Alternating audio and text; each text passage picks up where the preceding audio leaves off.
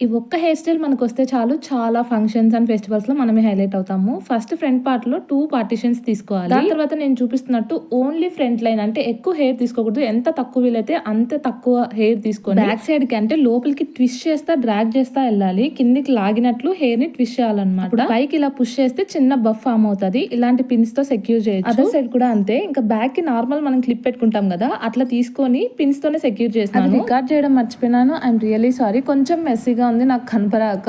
మీరు కొంచెం నీట్‌గా చేసుకోండి. దాని తర్వాత 4 పాయల జడ అల్లుకోవాలి. ఐడియా లేకపోతే జస్ట్ 2 పార్టిషన్స్ తీసుకొని ఇటు సైడ్ నుంచి అటు కొంచెం హెయిర్, అటు సైడ్ నుంచి ఇటు కొంచెం హెయిర్ అట్లా మార్చుకుంటా అల్లుకోవాలి. ఇట్లా ఫామ్ అవుతుంది జడ. మనం హెయిర్ ని కింద నుంచి పైకి పుల్ చేస్తా వెళ్ళాలన్నమాట. బయటికి లాగాలి. బేసికల్లీ మనం మెస్సీ లుక్ ని క్రియేట్ చేస్తున్నాము. మొత్తం పాయింట్ లాక్కోకుండా హాఫ్ హెయిర్ ని పట్టుకొని లాగండి. చాలా సేపు లూజ్ గా ఉంటుంది, లేకపోతే టైట్ వెళ్ళిపోతుంది. ఫైనల్ గా ఇలాంటి హెయిర్ యాక్సెసరీస్ యాడ్ చేస్తే డన్. ఈ లుక్ మీకు ఎలా అనిపించిందో కింద కమెంట్ చేయండి and subscribe for more. By.